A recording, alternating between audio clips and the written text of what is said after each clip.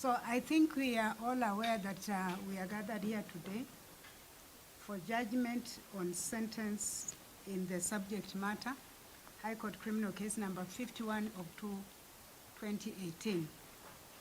This court delivered its judgment in this matter in the presence of the parties and the accused person on the 9th day of February 2024. And the last time we were before this court, last week on Friday, the court did not deliver its judgment on sentence because the parties had not filed all the documents. I am happy to report that eventually the accused and/or the defense filed their litigation submissions by end of day on Monday. And so the same has been considered in the decision that I'm going to deliver just now.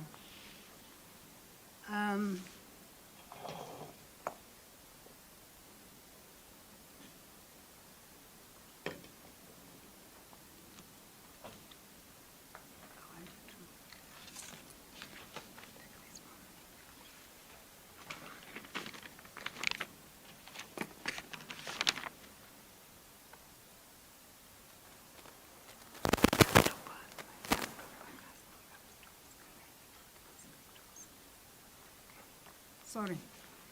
So, I believe that we are able to follow the judgment in English language.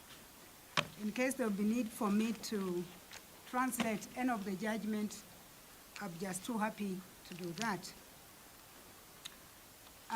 Again, I'm going to deliver this judgment in as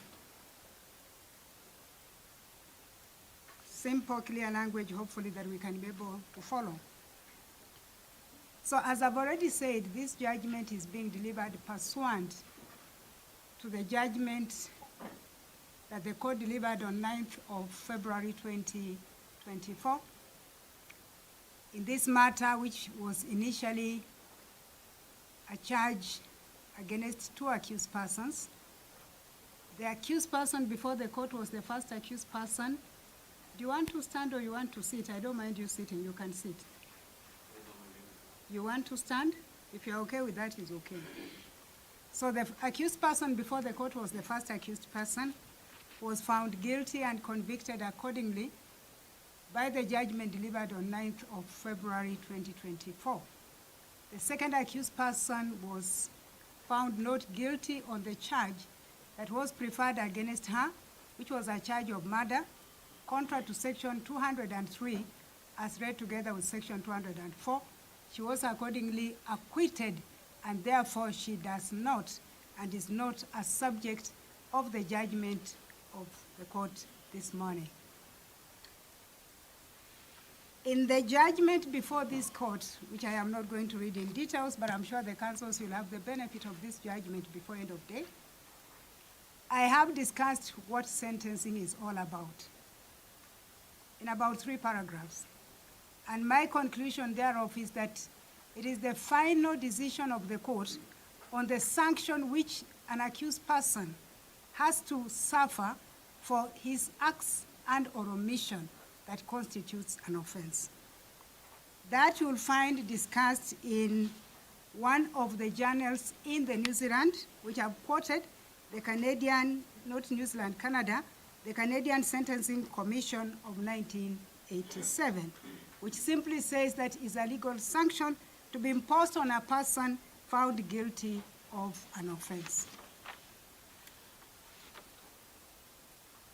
A writer by the name of Rabindra Bharatani says that sentencing is a judgment of the court of law and a legitimate jurisdiction where formal declaration of legal consequences of acts or omissions of an accused person is pronounced.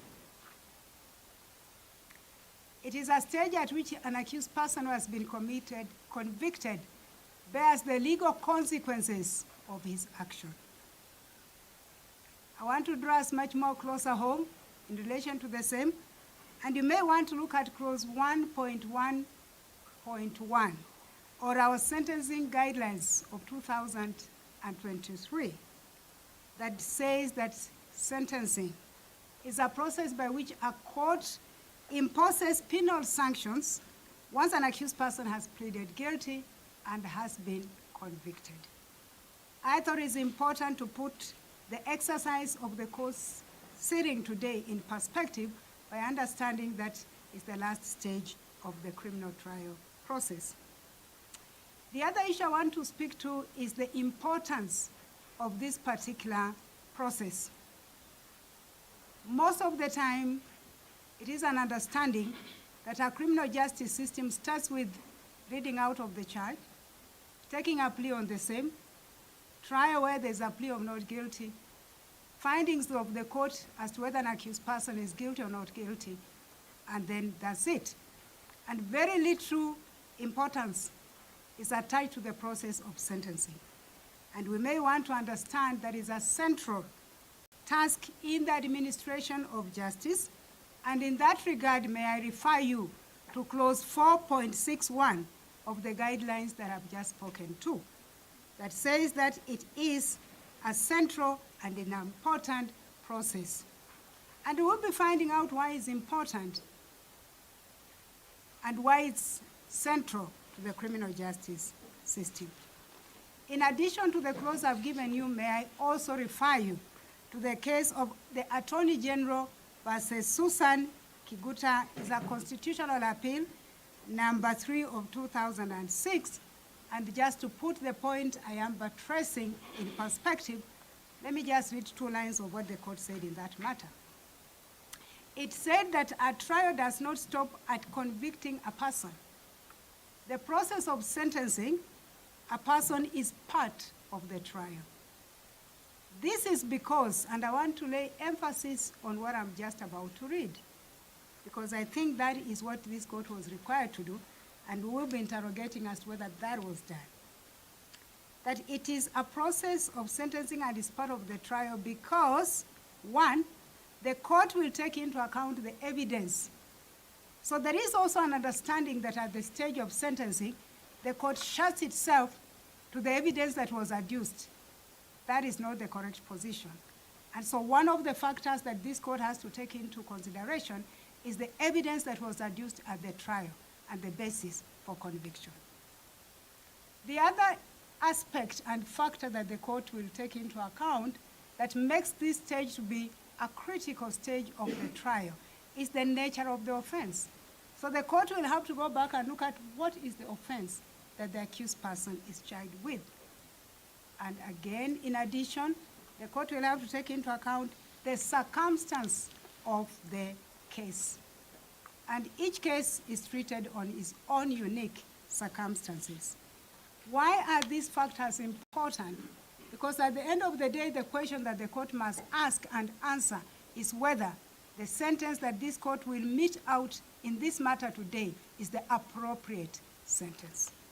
More so, whether it meets the interest of justice. Please have a further reading. The case of Anton Paraido versus the State of Mahindra is an Indian case and speaks again to the importance of the process we are in today. And it says that sentencing is an important task in the matter of crime. And again, the reasoning for that is that at the end of the day, the court has to decide an appropriate, adequate, just, proportionate sentence that is commensurate to the offense an accused person is being charged with and convicted of. Having then looked at what sentence is and the importance thereof, let me get now back home. The case of Muratetu. We are all very familiar with the case of Muratetu.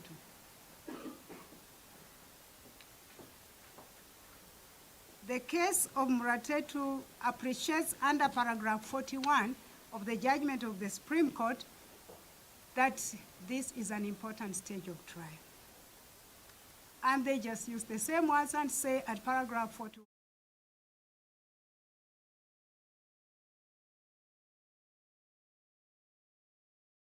Apologizing that I've sat a bit late. I had my full course list for Naivasha this morning. It took a bit of time. By the time I rounded to come up here, I ran a bit late. But I'm hoping now, Court Assistant, we are ready.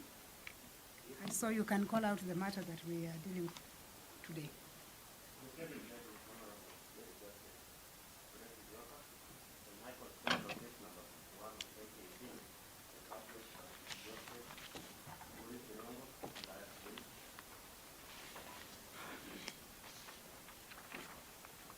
Good morning.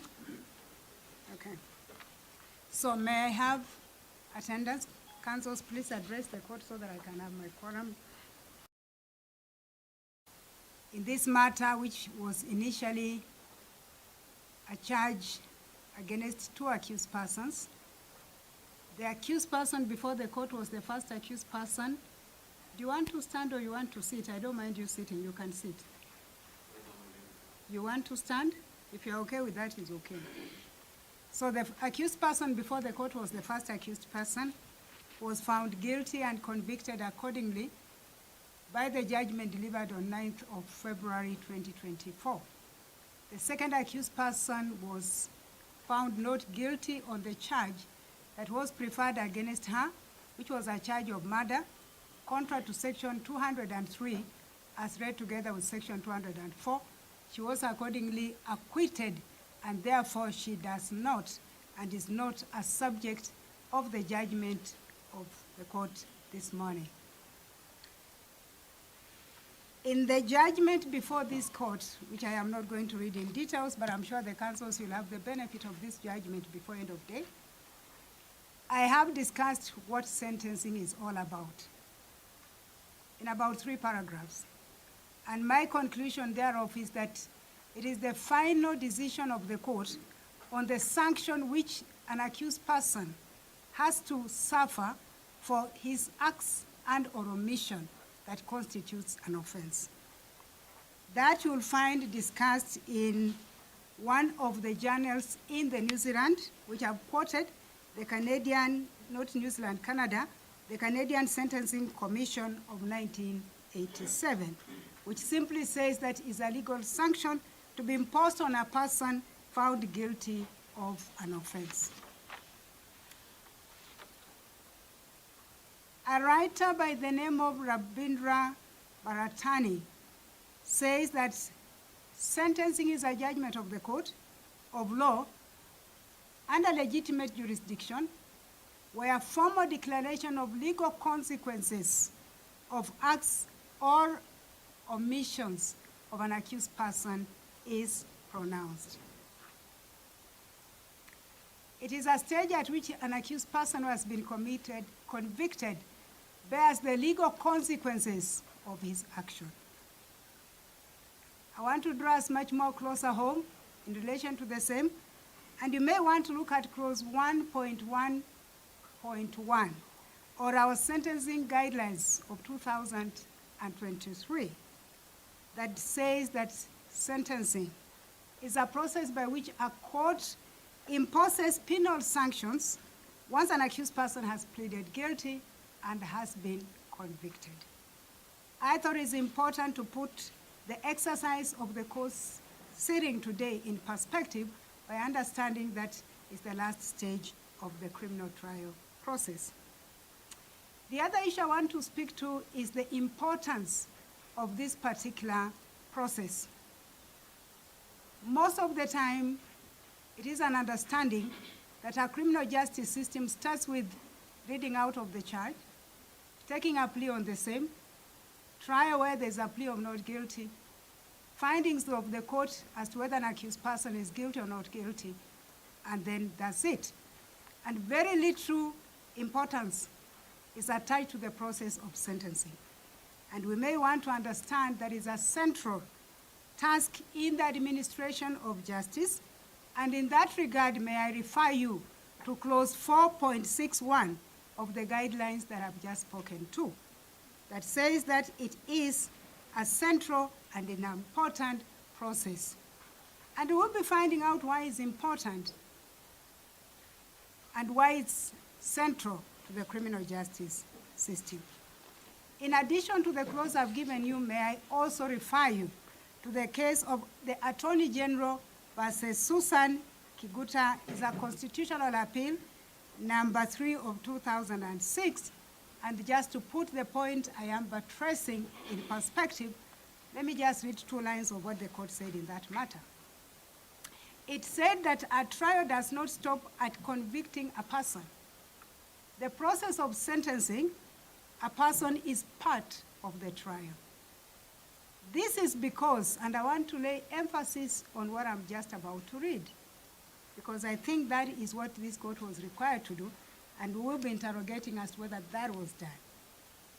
That it is a process of sentencing and is part of the trial because, 1, the court will take into account the evidence. So there is also an understanding that at the stage of sentencing, the court shuts itself to the evidence that was adduced. That is not the correct position. And so one of the factors that this court has to take into consideration is the evidence that was adduced at the trial and the basis for conviction. The other aspect and factor that the court will take into account that makes this stage to be a critical stage of the trial is the nature of the offense.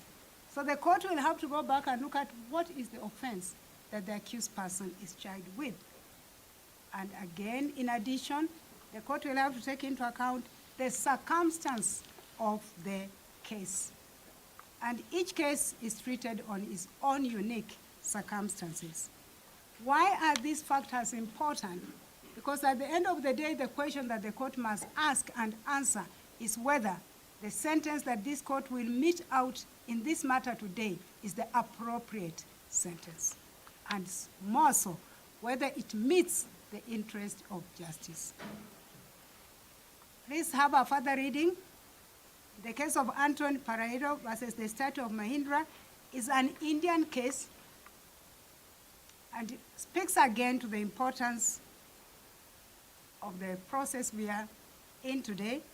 And it says that sentencing is an important task in the matter of crime. And again, the reasoning for that is that at the end of the day, the court has to decide an appropriate, adequate, just, proportionate sentence that is commensurate to the offense an accused person is being charged with and convicted of. Having then looked at what sentence is and the importance thereof, let me get now back home. The case of Muratetu. We are all very familiar with the case of Muratetu.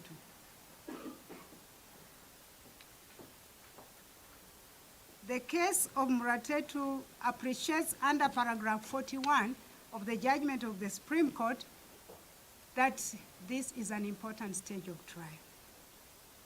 And they just use the same words and say at paragraph 41, it is evident that the trial process does not stop at convicting the accused. Said this, there's no doubt in our minds that sentencing is a crucial component of a trial. It therefore follows that once the court has arrived at a verdict of guilty, convicted, then the door to sentencing opens. And there are 2 questions that the court then will have to deal with. And the first question is, what would be the reasonable corresponding punishment for the offense? What would be the reasonable corresponding punishment for the offense? And 2, whether that sentence, after it's been pronounced, was fair, appropriate, enough to serve the interest of justice. In the course of the trial on sentence, general principles that guide sentencing have evolved, and I'll speak to them very briefly and make them as simple as I can. And I am laying this background because it will have a bearing on the final decision of this court in this matter, so that you have a deeper understanding where the court was operating from to arrive at the sentence that will eventually be pronounced in this matter.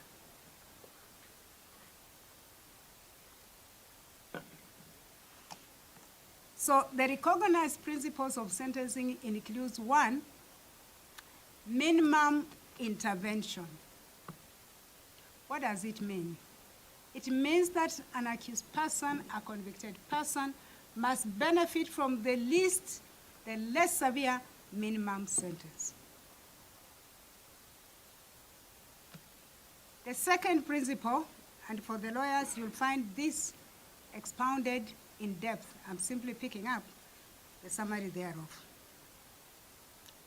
So before I go to the second principle, may I draw attention to the fact that this principle of minimum intervention is amplified and recognized in our Constitution, and I draw your attention to Article 50 of the Constitution of Kenya that says that an accused person should be given the benefit of the least severe sentence, and especially if there has been change in law in relation to that sentence between the time that accused person was charged and at the time the court is pronouncing its sentence. The second principle that we speak to is the principle of equality before the law. And what that principle speaks to is also reflected in our Constitution. And I want to draw your attention to Article 27, that in pronouncing a sentence, in meting out a sentence against an accused person, it should not be based on any of the factors stipulated under that section, which includes race, sex, color, religion, that would prejudice that accused person. I speak to these things to bring to your knowledge that these are matters the court is liable to and matters the court has considered in meting out the sentence herein. The third principle is on proportionality. And this principle on proportionality speaks to 2 areas. That in deciding what is the appropriate proportional sentence to give, the court will take into account the aggravating and the mitigating factors. And so I am quite live to the fact that it will be important for the court to consider what are the aggravating factors and what are the mitigating factors. I'll be speaking to these principles later as I apply them to the matter before this court. The next principle speaks to imprisonment as the last resort. And this principle has evolved because, according to what is said to be research, it does appear that imprisonment does not even deter commission of an offense. That is the argument for those who have advanced this principle, and that the imprisonment should be the last resort. The other principle speaks to cost effectiveness, that before the court pronounces a sentence, it should stop and ask, what is the cost of,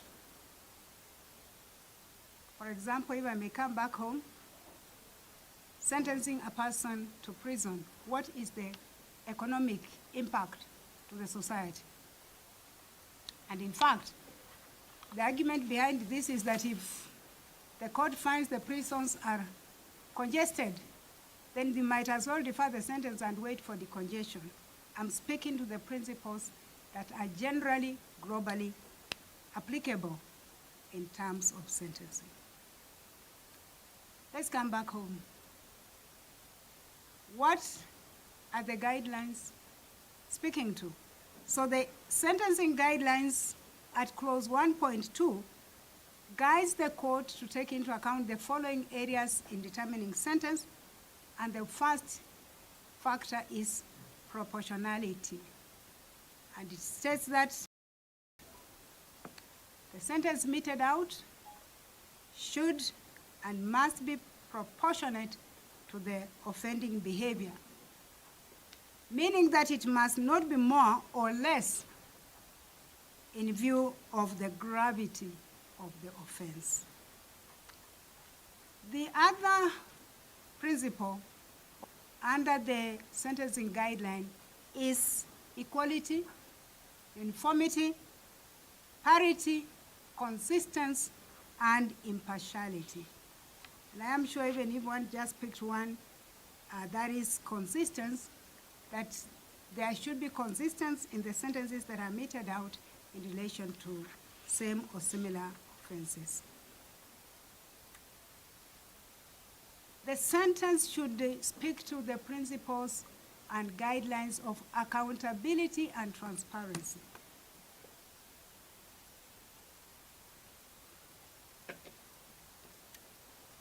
The court should be able to give reasons why it has meted out the sentence that it has meted out. The other principle and guideline is inclusiveness, and this is very important. It requires the court to hear both the offender and the victim before pronounces its sentence.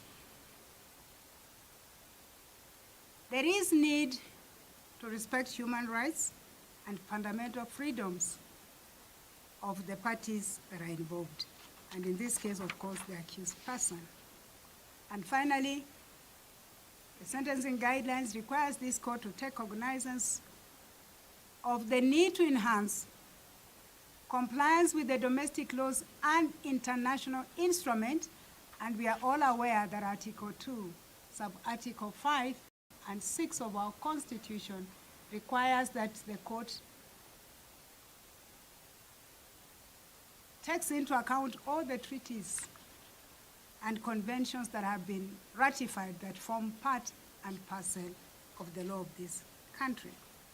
So those are factors this court needs to address in deciding the sentence in this matter. So, but what then are the objectives of punishment?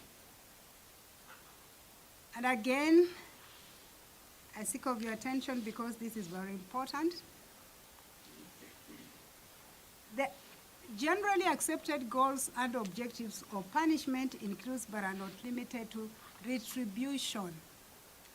And that entails the punishing of the offender for the conduct, and that punishment be meted out in a just manner. The second objective of sentencing is deterrence. And I'm looking at deterrence in categories, and that is basically the position. There is individual deterrence, and there's general deterrence. And individual deterrence is where the offender is being deterred from committing a similar offense in the future, and the general deterrence targets the public that any other person who intends to commit a similar offense should be deterred. Again, very critical. I'll be speaking to the same as I revert back to this matter. The third objective and goal of sentencing is rehabilitation. I think the word speaks for itself, whereby the sentence aims at giving the offender, the convict, an opportunity to be rehabilitated through designated, designed programs with a view the offender can reform and be reintegrated back into the society.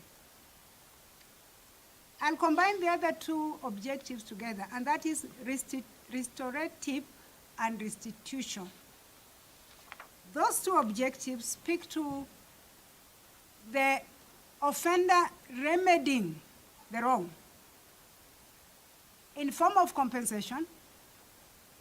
And that would take an order where the court, for example, orders that you have caused harm, and so you need to instead restitute to bring back the victim to the position that victim was before the offense was committed. I am speaking to all these objectives because we shall be interrogating them and finding out which one is suitable in this given matter. The other goal that we need to address is community protection. And the question the court must ask is this: does the sentence that has been meted out protect the community from the offender? Denunciation. Does the sentence clearly communicate the community's condemnation of the offense? Reconciliation. Should the court order reconciliation, where the family of the victim and the family of the offender sit together and reconcile? And finally, reintegration. is the sentence of reintegration appropriate, whereby you allow the accused person to go back and be reintegrated? And so, how does the court in the process of this trial deal with the issues, the goals, the principles? Section 216 and 239 of the Criminal Procedure Code requires this court to conduct a trial and is in form of receiving evidence at this stage. It says as follows, that is section 216 and 329. The court, before passing a sentence or making an order against an accused person under section 215, receives such evidence it thinks fit to inform itself as to the sentence or the order to be passed or made.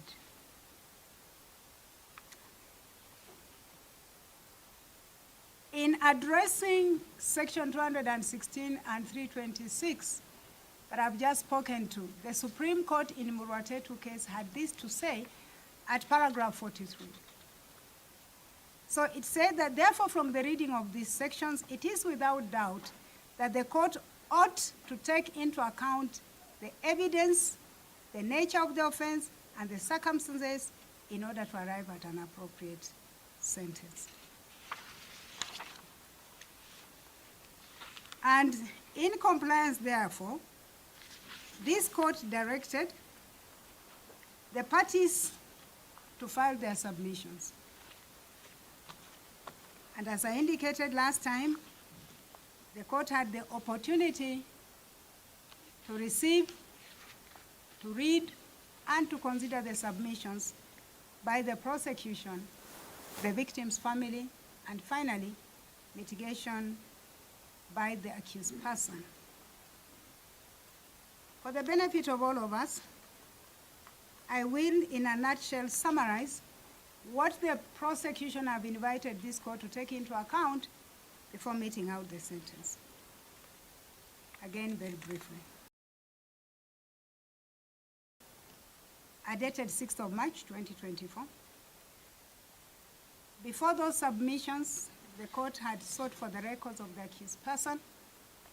The court received the records, and the accused person is indeed a first offender. That fact has been considered in this decision. My understanding of the submissions by the prosecution are that they have invited this court to look at the aggravating factors in this matter. And they have outlined them as follows, and I'll read them out. The prosecution invites this court to note that on 20th day of September 2018, the deceased Monica Nyawira Kimani lifeless body was found inside a bathtub with her throat brutally slit and hands tied. The court is invited to note that the post-mortem report produced by Dr. Peter Ndegwa confirmed that the deceased Monica Nyawira Kimani died due to severe neck injuries due to a sharp force. The court is being invited to consider that there was serious and grievous harm occasioned to the deceased.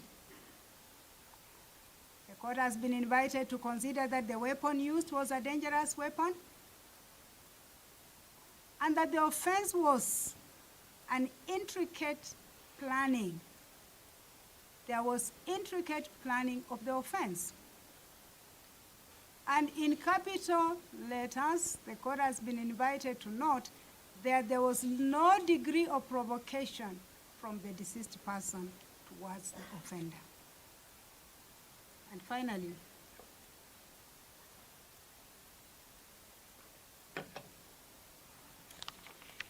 the court has been invited to note that after commission of the offense, there was an attempt to conceal the evidence.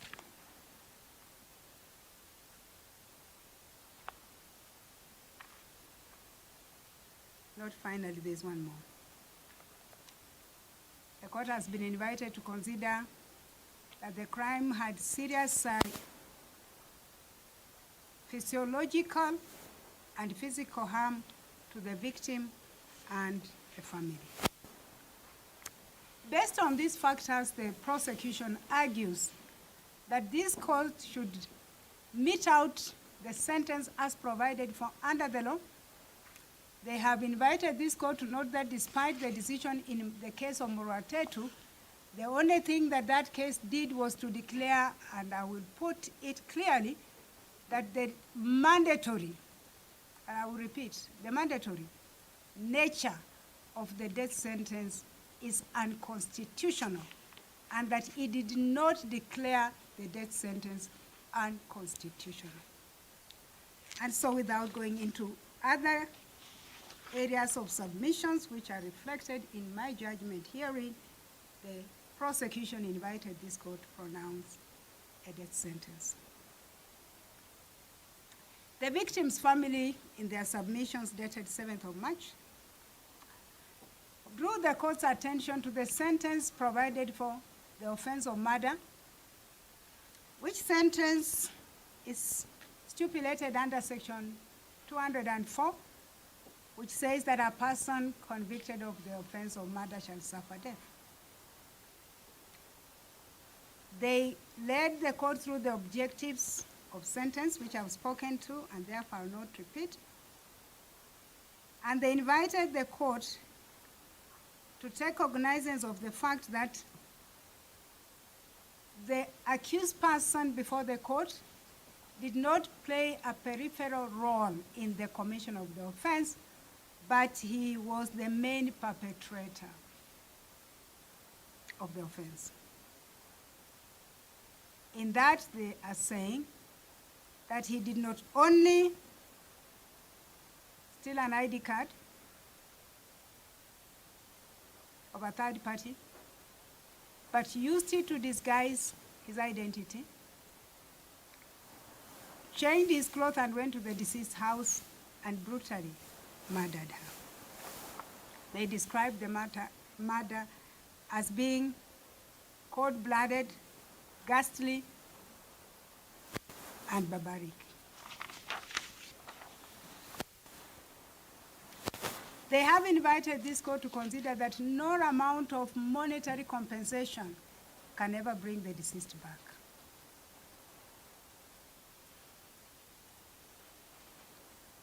And they have invited this court to note that the death of the deceased occasioned the family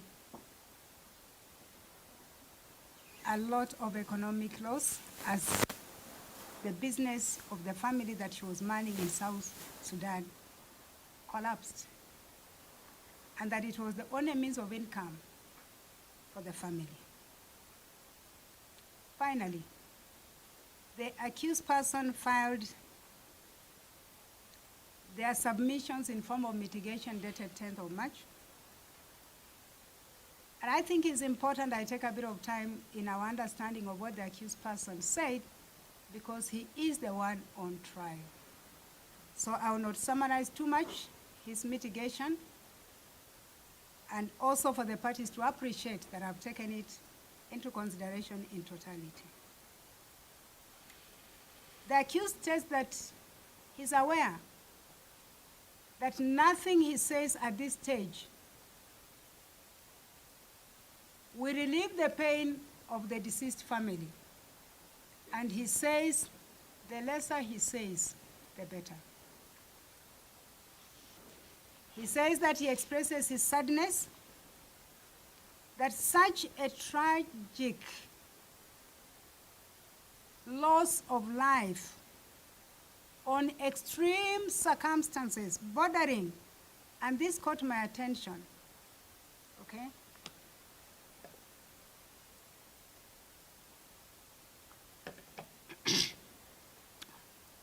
He says that he expresses his sadness that such a tragic and callous loss of life on extremely circumstances bordering on an act of absolute madness that is beyond understanding, even to him, as he stands there convicted.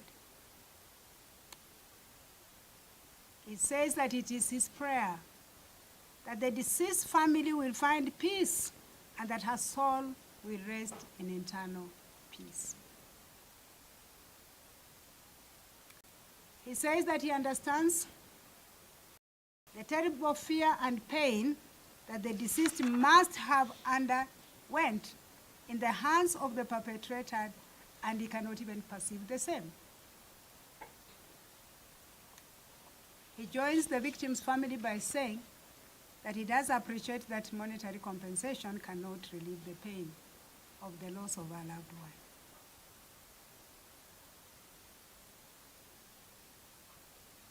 The court has been invited by the accused person to note that by the Supreme Court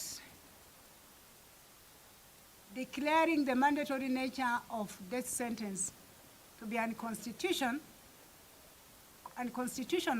then it opened room and gave this court the discretion to mete out a sentence that is not necessarily death.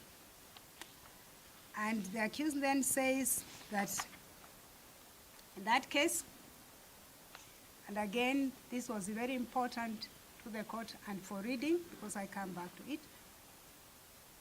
He says that in that case, it is his prayer that the court can mete out a custodial sentence. He says that although the victim's family in their submissions are calling for a death sentence, but the father of the victim, Bishop Paul Garama, was publicly heard saying that he will not take vengeance. And so, the court should consider his views. Finally, the accused person invited the court to consider that he is a first offender, that he was convicted purely on circumstantial evidence,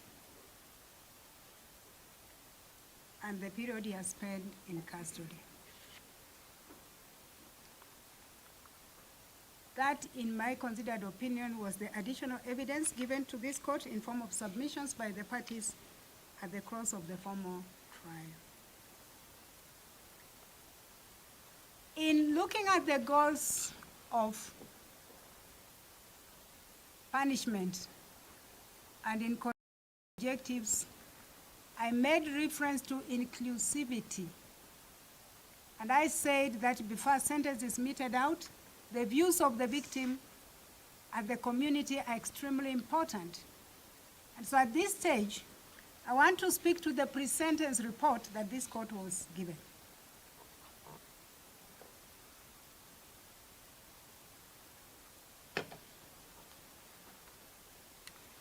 Now, I must thank the probation department because they gave me an extremely detailed pre-sentence report. What comes out of that report is this, that the accused person before this court is 33 years old. His parents are alive. He has 3 siblings who, from the report, are also alive. It speaks to their permanent place of abode at Guta Estate, which is just adjacent to NET, military barracks within Nakuru County. It indicates that this accused person completed his secondary school education in the year 2010. He then joined the Kenya Polytechnic and completed his training in the year 2011, where he qualified by being conferred with a diploma in food production. The report says that thereafter, and again this was critical for this court, he moved to Dubai, where he received training in tactical military at Dubai Police Academy and by a group known as Ogara Group, which he says that Ogara Group is a security firm with presence in Dubai, United Kingdom, and several European countries. And eventually, after that training, he was licensed to offer private security.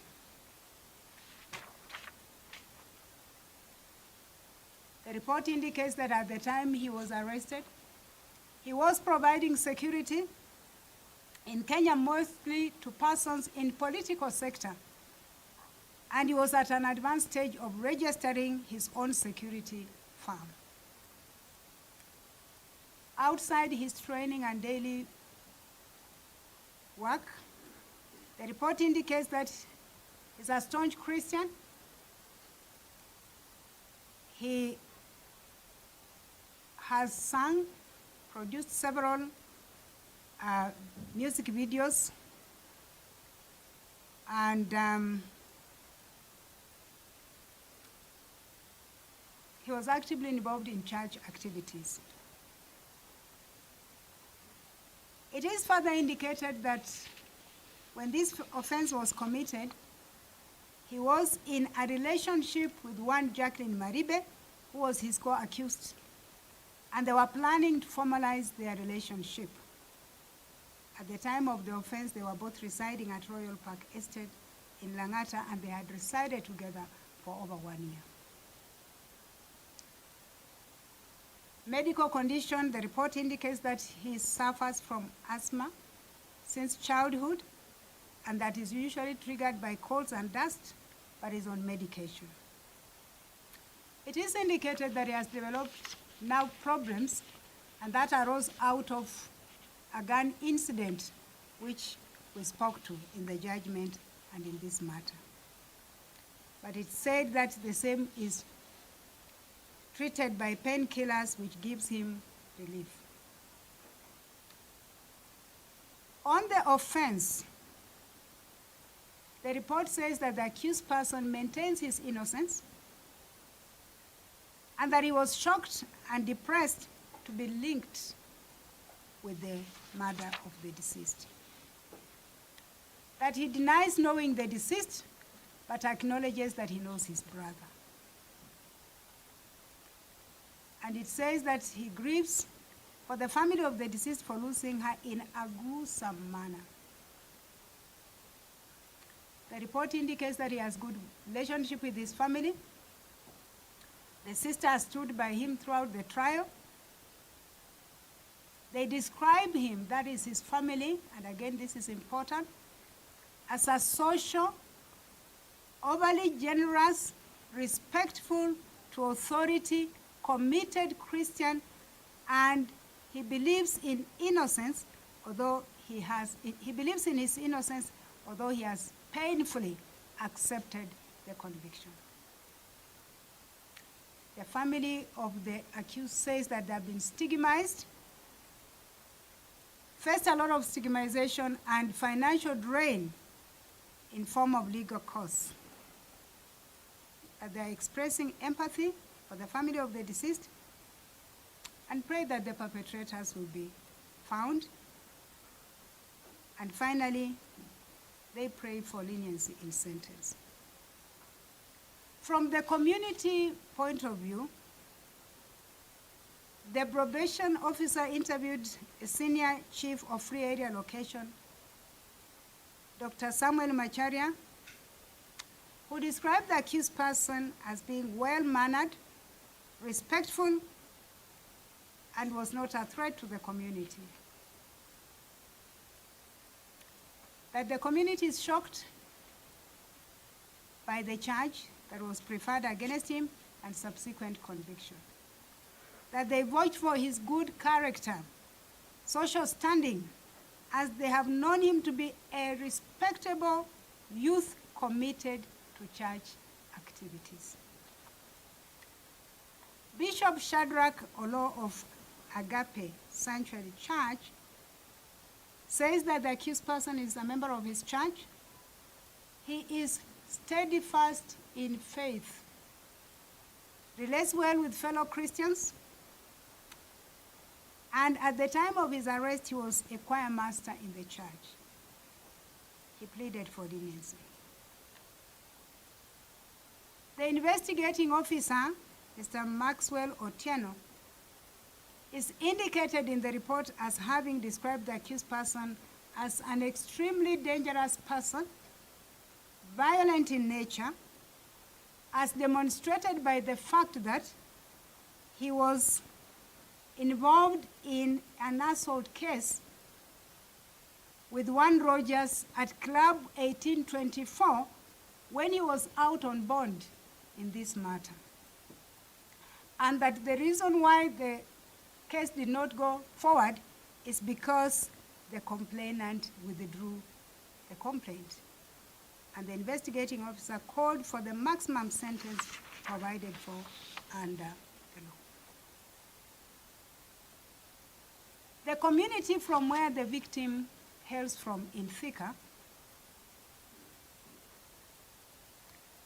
described the victim as a person who had a promising future. They were shocked at her death, and they called for a stringent sentence. The family of the victim. The family of the victim are reported in the pre-sentence report to have stated that following the demise of the victim, the death occasioned them monumental psychological impact, and they are still to cope with the said offense and death. And other than the father of the deceased who has received psychological counseling, none of the other family members have had the benefit of the same. It is indicated that at the time the probation officer was interviewing the mother of the victim, she broke down severally and wailed, forcing him to stop the interview to allow her to calm down. She is said to have indicated that she does not understand what would cause anyone to brutally murder her only daughter, confidant, and a very close friend. It is reported that following the death of the victim and the deceased, she suffered prolonged depression and consequently suffered stroke. According to her, the only appropriate sentence is death. The father of the deceased is reported to have indicated that the extensive media coverage impeded their emotional healing. The younger brother of the victim is reported to have ceased watching news, stopped trusting people, limits his movement, avoids going to public places, and only does online jobs. It is reported following the death of the deceased, as already indicated in the submissions of the victim, having been the managing director of the family business in South Sudan, the business collapsed. The family became drained financially,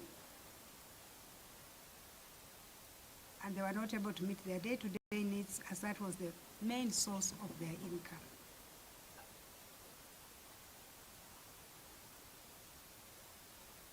In a nutshell, the family of the deceased hold view that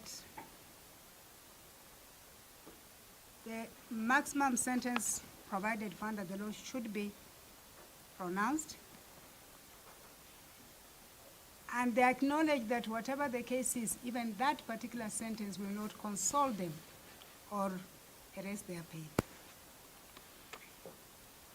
Finally, the probation officer, and again, this is very important, and the court took note of the same.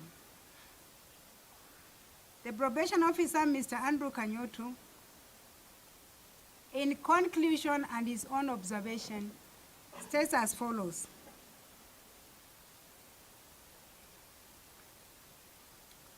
He describes the accused criminogenic risk factors as follows.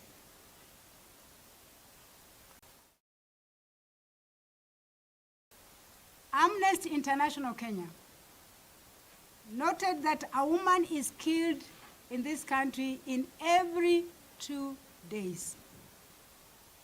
And I will quote from the article so that I attribute it to where it belongs. Let me read the caption from that article. Amnesty International Kenya strongly condemns the profiling, torture, and killing of women and any other individual based on their identity. Over 10 cases of femicide have been reported across the country since 1st of January 2024. That is, every second day, a woman has been brutalized and killed because of her identity. According to statistics from Africa Data Hub, between 2016 and 2023, over 500 women have been killed. The majority of those murdered were below the age of 35 years and were killed by intimate partners or people known to them. According to the Africa Data Hub, a regional network of data organization that traces such killing based on newspaper reports, it states that about 500 women have been killed in Kenya from January 2016 to 2023. Let me draw ourselves back home. In an article published by the Daily Nation on 27th of January 2024, it indicates that 16 women have been killed since January 2024. The most disturbing was a case of Rita Mweni, a 20-year-old student at Jomo Kenyatta University of Agriculture and Technology, who was lured to a short accommodation apartment at Roysambu, commonly known as Airbnb. She was murdered, her body was dismembered, her head was dumped at a different location, and one can only but consider the words said by Dr. Jansen Odwal, the pathologist. And these were his words. He said, "This is the first time I've come across such an incident in my forensic life. I have never come across such an incident." And so when we are considering the public's denunciation of a crime, one cannot live outside the prevailing circumstance in the society. It is the understanding of this court that these reports speak to a situation whereby the social fabric of the society has been torn into two, right at the middle. And the court must then live to its role to protect the society.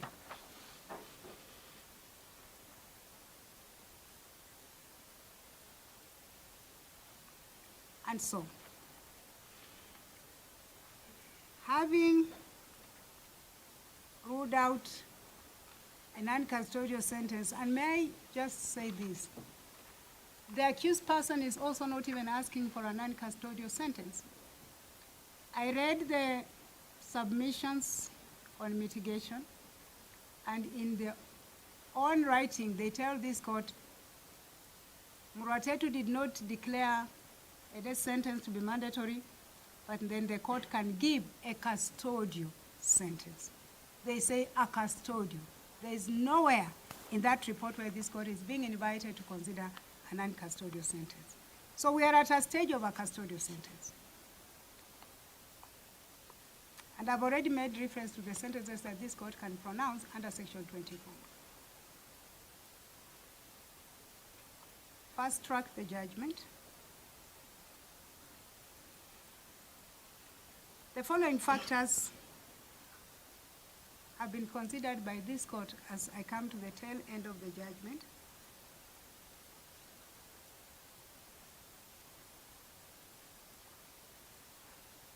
And there are only 3 sentences that are open to the court.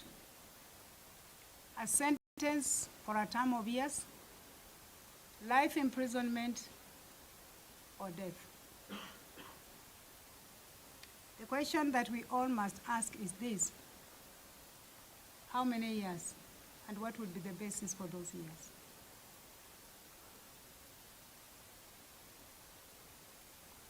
Secondly, and for the lawyers before me, and today I am well populated, thank you for coming. We are all aware of the jurisprudence on life imprisonment, where one of the courts has said it is unconstitutional. The latest decision which I've quoted in this matter says that life imprisonment is 30 years. So the question that one would then ask is, if life imprisonment, and of course is acceptable, it doesn't mean the life which that person will physically live or be alive.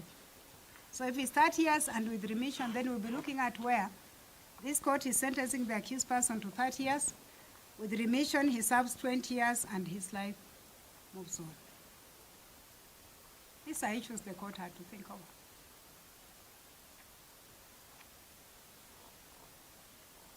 I have, of course, taken into account issues of human rights. I've taken into account Article 26, that says a person's life should not just be deprived without good reason. I have made reference, and maybe I should then let you know, to the international instruments that speak, and I need to do this because it's important, to the preservation and the right to enhance an individual's human rights.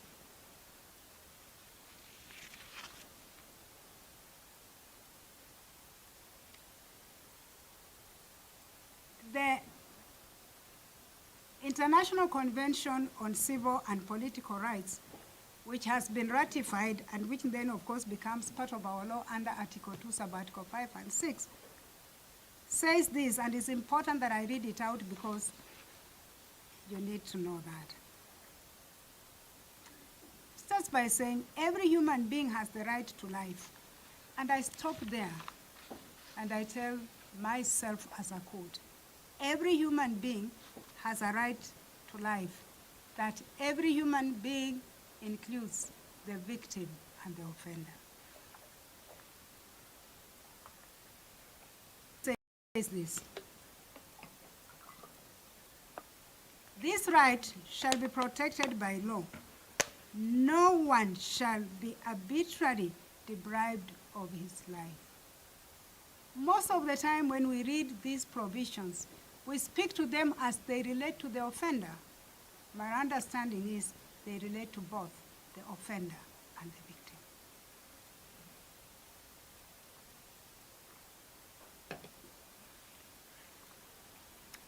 That convention states as follows: that in countries that have not abolished the death penalty, a sentence of death may be imposed only for the most serious crimes in accordance with the law in force at the time of the commission of the crime. So these international instruments that speak to human rights do recognize that there are exceptional circumstances when the death sentence may be inevitable.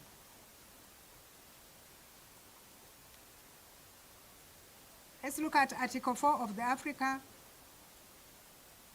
Charter on Human Rights, on Human and People's Rights, ratified on 23rd of January 1992. It provides that human beings are inviolable. Every human being shall be entitled to respect for his life. His, in my considered opinion, includes her life, and the integrity of his or her person. Again, it reiterates No one may be arbitrarily deprived of this right.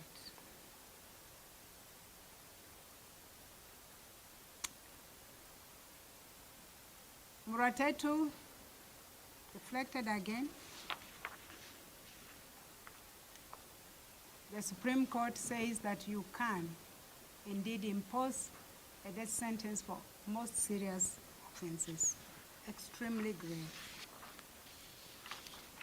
So the question is this a case of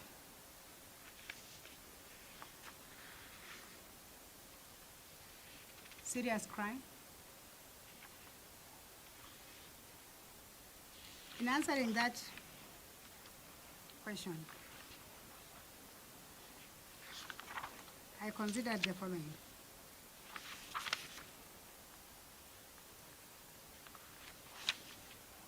What the evidence said.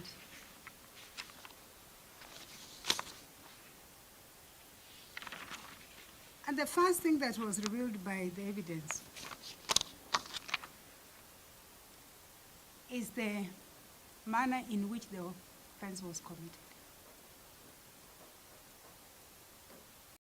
I want to remind ourselves of the judgment I delivered on 9th of February, where I indicated clearly that the evidence of the doctor who conducted the post-mortem report indicated that the person who perpetrated this offense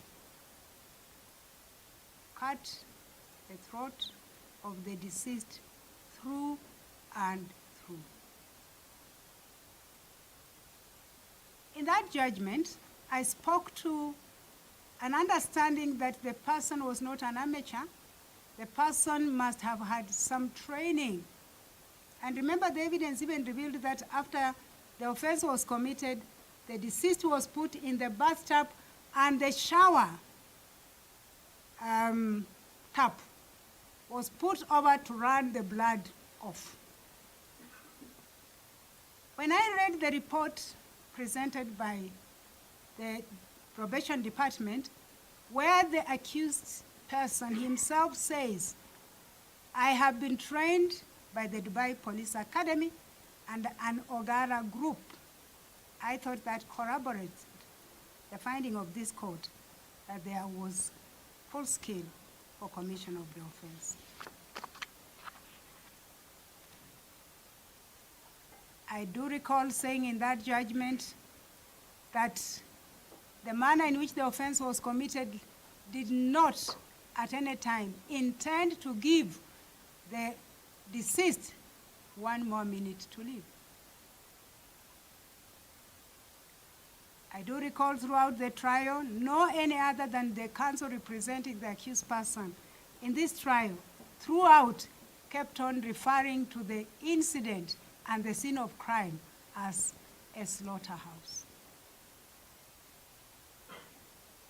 Secondly, we have had the benefit of looking at the photographs showing the body of the deceased and the injuries. I would certainly not display them there, certainly not, at least for the benefit of the family. And I did indicate in my judgment, no one would like to look at them again. Not once, not twice. Now, let's look at, and this is very critical, because it is not the court just making an observation, it was a brutal murder. Let's look at how the defense, that is the submissions in mitigation by the accused person himself, describes the offense. I will now read to you how they describe the offense verbatimly. They say that it is a tragic, courteous loss of life on extreme circumstances bordering on an act of absolute madness that is beyond understanding. So even the defense joins the victim's family and the prosecution and the court in arriving at the conclusion it was a gruesome murder.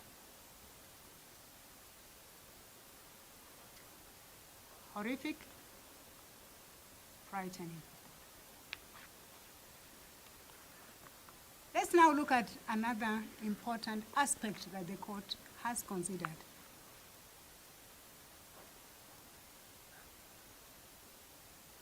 The consequences of the offense.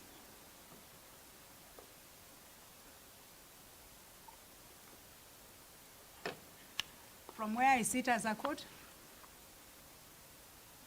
each one of us is responsible for the natural and the probable consequences of our actions and or omission. So it's not just an issue of committing an offense, but the far-reaching consequences of that offense cannot be ignored. And so in this case, it is undisputed that the deceased was the managing director of the family's business in South Sudan. It is undisputed that the business collapsed after her demise. It is undisputed that that was the source of income for the family, and we can all appreciate the natural and probable consequences of that. I have already made reference to the fact that the other consequence of this offense is what has been described, and unless there's evidence to the contrary, I believed it because it's in the probation officer's report, that the mother of the deceased suffered depression and stroke, and she has hardly healed. I've spoken to what the brother is said to be undergoing. This court, and I never lose out on anything, I try to get as much of in-depth of the material before me as I can, has been invited to take cognizance of the fact that the father of the deceased at one time said, I will let go. That did not form part of my record, because what formed part of the court's record is his sentiments as expressed in the Brigade report, and that is what I would safely go by. But I'll be concluding with one or two other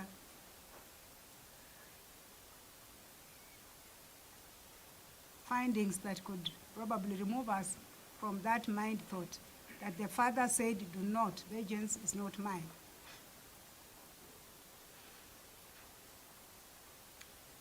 I also want us to just, in concluding, other than looking at the manner in which the offense was committed and the consequence or the impact of the offense, I took a bit of time to look at the character of the accused person.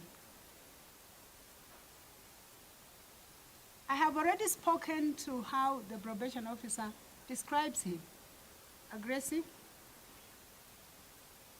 and social personality, and concludes he has double personality trained. But let's look at what else this court was able to gather while hearing this matter on the character of the accused person. It was the evidence of the guards at Royal Park Estate, where he was staying, that he would not allow himself to be searched. He would brandish a gun and say, I work at State House, and just drive off. It is the evidence of the brother of the deceased that even during the hearing of this case, at one time, he blocked his car when the case was going on. And of course, you have heard from the IO, even when he was out on board, he was still involved. I'm not condemning him because there's no charge before me. But the court cannot avoid looking at this. Because at the end of the day, the question is this: is this a person you want to release back to the society? And these issues become extremely critical for consideration.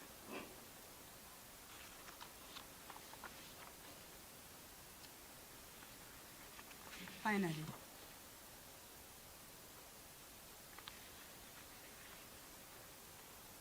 this matter and the evidence adduced does not lead to a conclusion that this murder was accidental.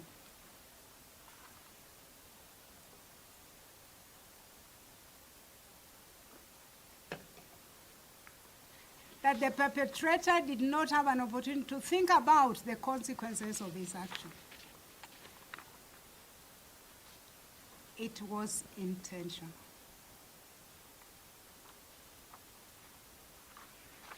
It was not a defensive act. It was not out of provocation. It was planned, it was intended, and it was executed.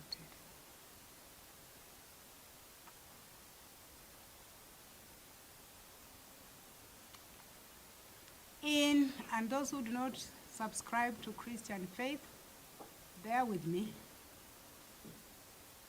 I do. And that's the only place I could make reference to. In the book of Job, chapter 1, verse 12 to 13, this is what is written. I think I looked at the, was it NIV? You can find out, speaks to the same thing. This is what the Lord said to Satan. Behold, all that he has is yours. Only do not lay a hand on his person. I will repeat. In the act of murder, one person's life ends, but countless number of lives are forever impacted. I will read again. In an act of murder, one person's life ends, but a countless number of lives are forever impacted. Secondly, murder leaves behind a trail of shattered dreams and broken hearts that can never be healed. Murder leaves behind a trail of shattered dreams and broken hearts that can never be healed. I have said the accused person before me is 33 years. The deceased was 28 years.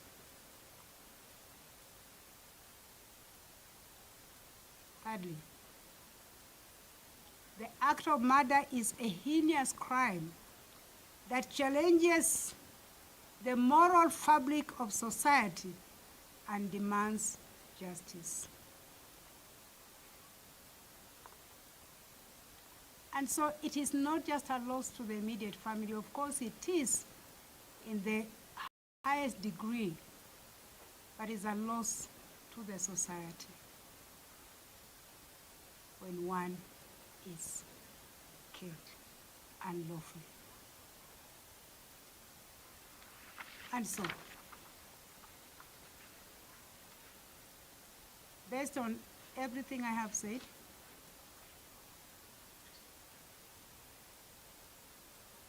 I have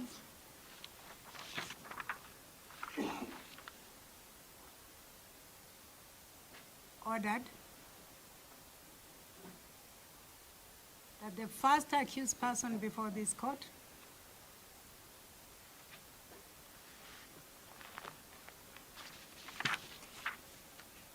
being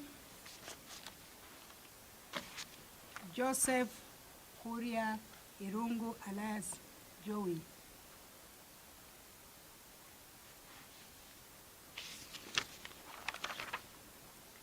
Shall suffer death as provided for the offense of murder under section 204 of the Penal Code of Kenya. And that sentence is lawfully set aside by a court of paid jurisdiction. That is the order of the court. Thank you.